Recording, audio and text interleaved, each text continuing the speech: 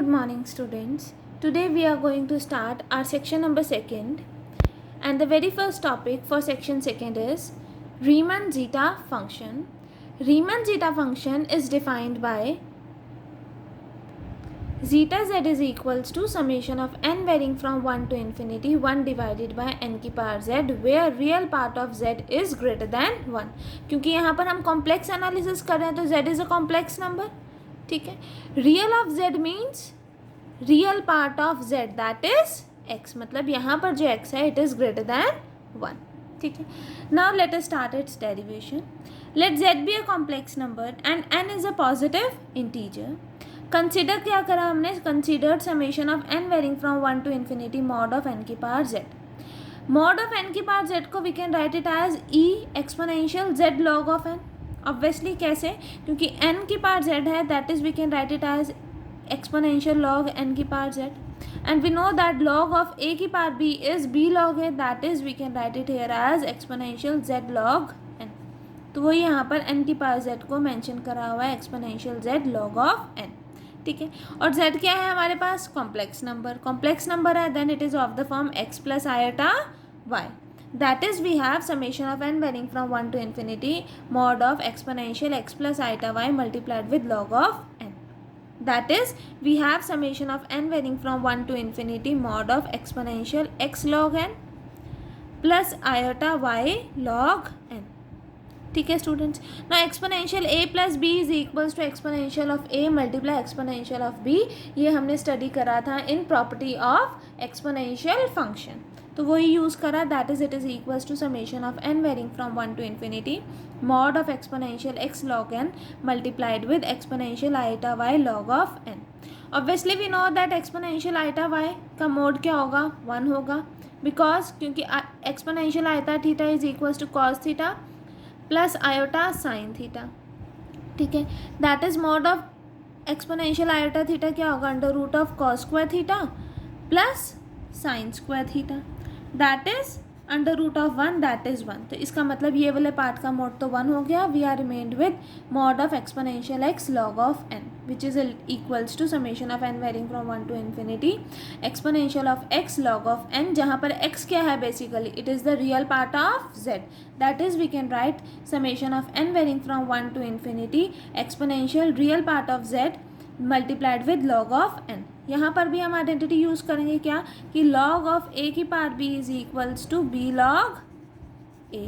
तो यहाँ क्या आ जाएगा? Summation of n varying from 1 to infinity exponential log of n की power real part of z.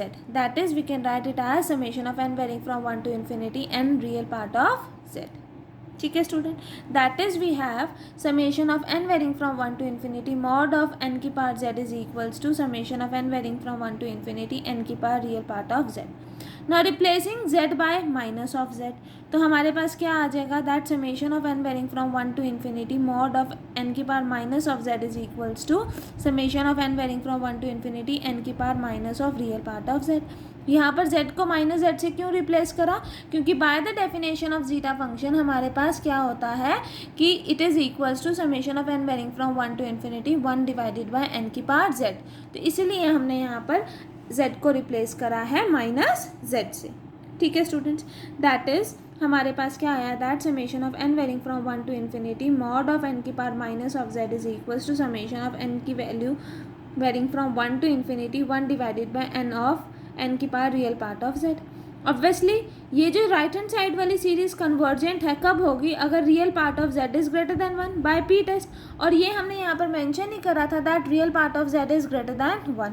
तो इसका मतलब the series on the right hand side is convergent if real part of z is greater than 1. कैसे? By p test. अगर ये convergent है इसका मतलब ये वाली सीरीज भी कन्वर्जेंट होगी for real part of z greater than 1. That is summation of n varying from 1 to infinity n की power minus of z is convergent if real part of z is greater than 1. इसका मतलब so we define Riemann zeta function as zeta z is equals to summation of n varying from 1 to infinity n की power minus of z for real part of z greater than 1. ठीक है students. Now next comes the first theorem. Prove that Riemann zeta function converges for real part of z greater than 1। वही यहाँ पर हमने अभी proof करा है, तो ये यहाँ पर प्रूफ तो एग्जैक्टली सेम आएगा जो हमने यहाँ पर प्रूफ करा है, ठीक है। Second we are to prove that it converges uniformly for real part of z greater than equals to 1 plus epsilon where epsilon positive is arbitrary small. Next हमें क्या प्रूव करना है that zeta z is analytic for real part of z greater than equals to 1 plus epsilon. Now let us start its proof. First exactly same होगा जो अभी हमने derivation discuss करी है। लेट अस कंसिडर n की power z। n की power z can be written as exponential log n की power z that is exponential z log of n using the identity log of a की power b is equals to b log a, ठीक है। z is a complex number that is it is of the form z is equals to x plus iota y that is n की power z is equals to exponential x plus iota y log of n, ठीक है। यहाँ पर substitute करें z की place पर x plus iota y that is we can write it as exponential x log n plus iota y log of n। Exponential a plus b क्या होता है, exponential of a multiply exponential of b by the property of exponential function that is we have exponential log n की power x multiplied with exponential iota y log of n, ठीक है। Now taking mod on both the sides, mod लिया, यहाँ पर क्या आ जाएगा हमारे पास दैट मॉड ऑफ n की power z is equals to mod of n की power x mod of e iota theta is 1। अभी मैंने आपको बताया है लास्ट डेरिवेशन में, तो उसी का यूज़ करा that is we have mod of n की power z is equals to mod of n की power x that is x क्या है basically real part of z that is it can be written as n की power real part of z। Now replacing z by minus of z we have 1 divided by n की power z का mod is equals to 1 divided by n की power x that is it is equals to 1 divided by n की power real part of z। Obviously हमने बोला है कि this series is convergent कब होती है, अगर real part of z is greater than 1 that is for real part of z greater than 1 summation of n varying from 1 to infinity 1 divided by n की power x converges. अगर ये converges कर रहा है तो ये भी कन्वर्ज करेगा, ठीक है। यही हमें प्रूव करना था कि for real part of z greater than 1 जो हमारी सीरीज है जीटा फंक्शन है वो क्या कर रहा है, कन्वर्ज कर रहा है। नेक्स्ट हमें क्या प्रूव करना है that zeta function converges uniformly for real part of z greater than equals to 1 plus epsilon. Now let us start. अब इसमें एप्सिलन टर्म आ गई तो इसमें हमें एप्सिलन इंट्रोड्यूस भी करवाना पड़ेगा, तो we will write let epsilon positive be any real number और हम लेट करेंगे that real part of z is greater than equals to 1 plus epsilon. Real part of z means x is greater than equals to 1 plus epsilon, ठीक है। Then we have n की power x is greater than equals to n की power 1 plus epsilon. Obviously अगर x बड़ा है greater than equals to है 1 plus epsilon और n क्या है हमारे पास पॉजिटिव इंटीजर है, तो ऑब्वियसली ये टर्म होल्ड करेगी दैट n की power x is greater than equals to n की पावर 1 प्लस ऑफ एप्सिलन, ठीक है।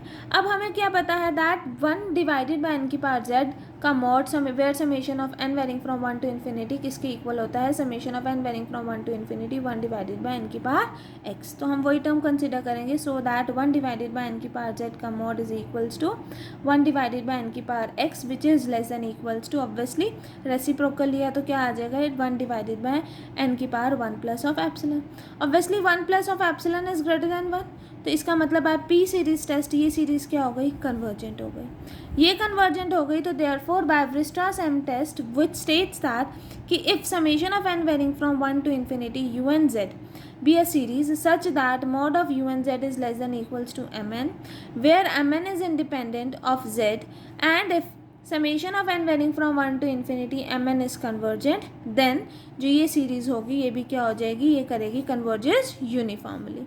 तो यहाँ पर mn के प्लेस पर ये है, ठीक है, एंड u and z के प्लेस पर क्या है 1 डिवाइडेड बाय n की पावर z। ये सीरीज़ कन्वर्ज कर रही है यूनिफॉर्मली, सॉरी कन्वर्जेस है, ये कन्वर्ज कर रही है, इस कन्वर्जेंट है, तो इसका मतलब बाय-वेरस्ट्रास-एम टेस्ट ये वाली सीरीज़ क्या कर जाएगी, कन्वर्जेस यूनिफॉर्मली। तो that is the series summation of n varying from 1 to infinity 1 divided by n की power z converges uniformly for real part of z greater than equals to 1 plus epsilon.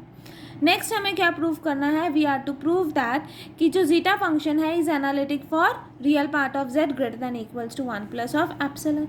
Now we know that each term of the series is analytic function. Obviously zeta function की हर एक term जो है analytic function है and since the series uniformly convergent है for real part of z greater than equals to 1 plus of epsilon, इसका मतलब जो जीटा फंक्शन होगा is analytic for real part of z greater than equals to 1 plus of epsilon. ठीक है students, हमारे तीनों parts proof हो गए हैं. Next comes the relationship between zeta function and gamma function. Now by integral representation theorem हमें पता है that gamma function is equals to integral with in the limit 0 to infinity exponential of minus t की power z minus 1 dt for real part of z greater than 0. अब हमें relation find out करना है between zeta function and gamma function. For this हम क्या करेंगे, जो gamma function में t के प्लेस पर क्या पुट करेंगे, nu. ठीक है, that is put t is equals to nu, तो क्या आ जाएगा dt is equals to n du. ठीक है, और लिमिट्स भी चेंज होंगी. तो अगर हम जब हमारे पास t 0 था तो u भी क्या हो जाएगा 0. जब t इन्फिनिटी था तो ऑब्वियसली u भी इन्फिनिटी हो जाएगा, तो लिमिट्स में कोई चेंज नहीं आया. अब t के प्लेस पर हम क्या पुट करेंगे, nu, तो एक्सपोनेंशियल माइनस ऑफ nu की पावर z माइनस ऑफ 1 और dt के प्लेस पे क्या आ जाएगा n du. That is we have n की power z integral with in the limit 0 to infinity exponential of minus nu u की power z minus 1 du. n की power z हमने इंटीग्रल से बाहर इसलिए निकाला है क्योंकि it is independent of u. ठीक है, अब ये dividing throughout by n की पावर z करेंगे तो that is we have gamma z is equals to gamma z divided by n की power z is equals to integral with in the limit 0 to infinity exponential minus nu u की power z minus 1 du. Now if real part of z is greater than 1, then taking all the sum of all the positive values of n we get, obviously अगर real part of z greater than 1 है, यहाँ पर हमने कैसा consider करा है, real part of z positive. इसी की डेफिनेशन से तो ऑब्वियसली यहाँ पर real part of z greater than 1 भी होगा. तो हमने क्या लिया, sum of all the positive values of n लिया, that is summation of n varying from 1 to infinity लिया. That is we have gamma z multiplied with summation of n varying from 1 to infinity 1 divided by n की power z is equals to summation of n की value varying from 1 to infinity integral within the limit 0 to infinity exponential minus nu u की power z minus 1 du. अब ये क्या है, by the definition of Riemann zeta function it is equals to zeta function, that is we have gamma z multiplied with zeta z is equals to summation of n varying from 1 to infinity integral within the limit 0 to infinity exponential of minus nu u की power z minus 1 du, where real part of z is greater than 1. This completes the relationship of zeta function and gamma function. Only this much for today class. Next class में हम कुछ lemmas को discuss करेंगे. Thank you class.